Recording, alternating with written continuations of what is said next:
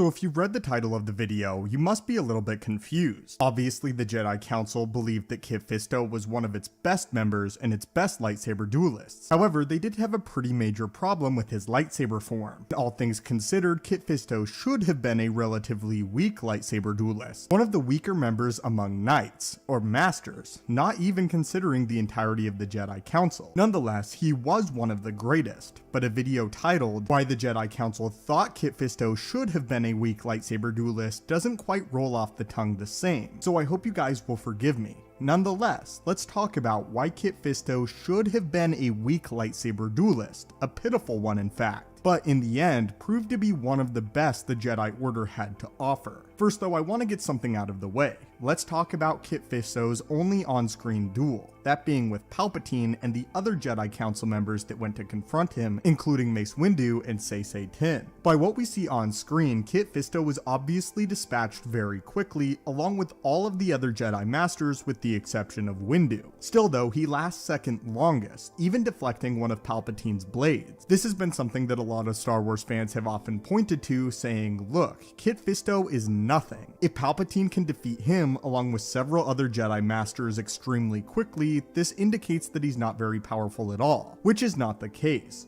Obviously, this is a subject of another video, but Palpatine is massively powerful. Palpatine, in many respects, is the Michael Jordan of the Star Wars universe. He is the absolute best at what he does, and just like Jordan, he dismantled other amazing players. So just because Palpatine is above and beyond nearly everybody else in that room, doesn't mean that Kit Fisto isn't powerful in his own right. We just have to keep in mind how much massively more powerful Palpatine is than 99.9% of the entire Jedi Order. He's one of the best. Again though, this doesn't mean Kit Fisto isn't great. So why did the Jedi Council not think that Kit Fisto should have fundamentally been a powerful lightsaber duelist, or a good one at all? The answer is actually the use of his lightsaber form. A lightsaber form that shockingly would help him contend against individuals such as Grievous, and by contend I mean embarrass in canon. So what lightsaber form did Fisto use, and why shouldn't it have worked? A master of the first form of lightsaber combat, Shi Cho, Kit Fisto was considered to be one of the best swordsmen in the Jedi Order.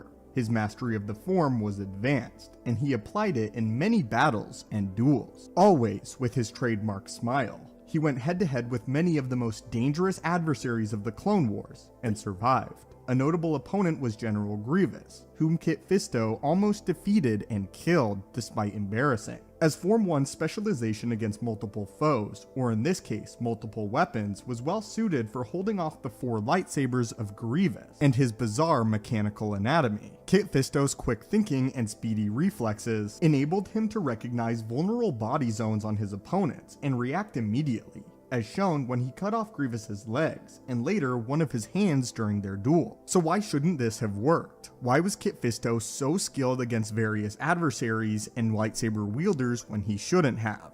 The answer is actually his lightsaber form itself, Shi Cho, the first form of lightsaber combat, and again Form 1 obviously indicating the first form that any Jedi initiate learned once inducted into the Order. It was the most basic of all of the lightsaber form and techniques, which was shocking when many Jedi learned that Kit Fisto, one of the most powerful members of the Jedi Council, still utilized the first basic form of lightsaber combat. So what exactly did Shi Cho specialize in? Let's take a look. Shi Cho was known as the Determination form, or the Way of the Sarlacc. This combat form was developed during the transitional period within the Jedi Order, from ancient metal swords to more contemporary lightsabers. Shi Cho was intended to cater to these new weapons, establishing the basic motions of target zones utilized with a lightsaber and no longer a sword. As Shi Cho was effectively an experimental combat form and was created prior to the emergence of Dark Jedi and Sith Lords, it did not address the issue of lightsaber to lightsaber combat, this being one of the major drawbacks that the Jedi Council would point to when discussing Form 1. Still though, Fisto was a complete anomaly, as he was shown more than capable of going head-to-head with some of the greatest duelists that the Jedi Order had to offer, and was considered superior to many of the dark side wielders that emerged during the Clone Wars, such as Asajj Ventress. Because of this, the form was not long-lasting among the Order at all, and was quickly replaced by Form 2, which was based in the fundamentals of blade-to-blade combat. Despite this, Shi Cho continued to find a niche as a training form, and almost every Jedi duelist received some instruction in Form 1, and included elements of it in their own combat styles. Again, even though for a Jedi Knight, it was exceptionally rare to specialize in just Form 1. It was obviously, though, a favorite among Padawans and Jedi learners. Shi Cho was also considered an effective fallback form or option when no other form or combat style would do. This is not high praise for the form though, as essentially, it was meant as a final resort for a Jedi, never the first, second, or even third option.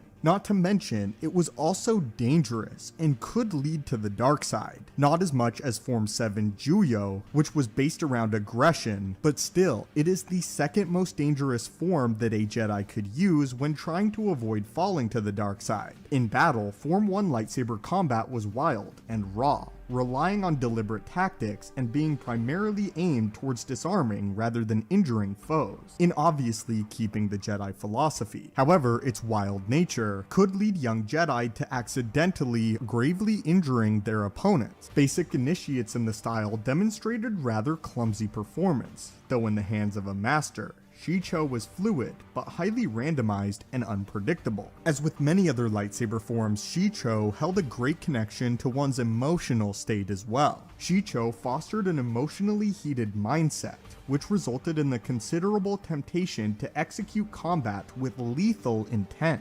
requiring great restraint to exercise the form without going too far. Despite the pull to kill, the style was designed for the purpose of disarming without seriously injuring. Swordplay was simplistic and raw. In the hands of a master such as Kit Fisto, it was like watching water flow over the falls. However, less adept practitioners displayed much more basic and somewhat clumsy performance. Shi Cho specialized towards engaging multiple opponents, the wide sweeping motions being ideally suited towards attacking numerous adversaries. As stated though, suffered major weaknesses against a single opponent, which is why many masters dissuaded their Padawans from specializing in Form 1, despite it being the first variation of lightsaber combat that they would learn. The reason for this, as in duels, enemies had complete mobility and could find a weakness in Shi Cho's comparatively clumsy blade work. So let's go ahead and break down exactly why Kit Fisto was so skilled in this area. Shi Cho is a form of lightsaber combat that involves very slow progression in the beginning. It is easy to learn, but nearly impossible to master. However, because Kit Fisto resolved to maintain the use of the single form, when he mastered it, he was able to nullify its drawbacks, that being that the form was clumsy. In basic terms, Shi Cho was described as this: sporadic, aggressive,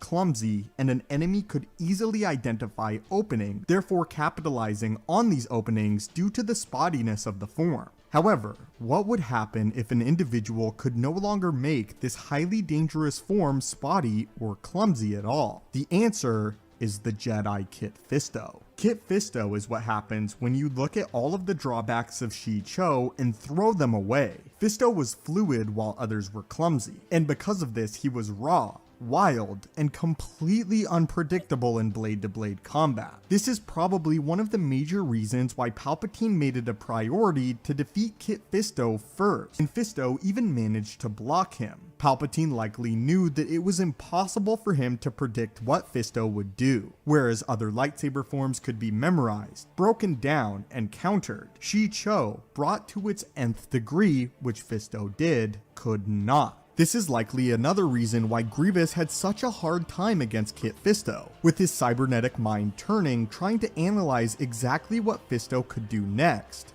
All of these computers came up with a massive blank. Fisto was impossible to determine what he would do next, and therefore was impossible to counter. Kit Fisto is clearly one of the greatest and most dangerous lightsaber wielders that we have ever seen in Star Wars, and especially of his era, and is only outmatched by the complete upper echelon of Jedi. Your Yodas, your Palpatines, and your Mace Windus. Against anybody else, Kit Fisto was nearly a for sure bet. But what are your thoughts on this? And what are your thoughts on Kit Fisto and his lightsaber form? Also, if you enjoyed this type of video, please leave in the comments down below other characters' fighting styles that you would like to see me analyze. As always, my friends, thank you so much for watching the channel. May the Force be with you, and have a great day.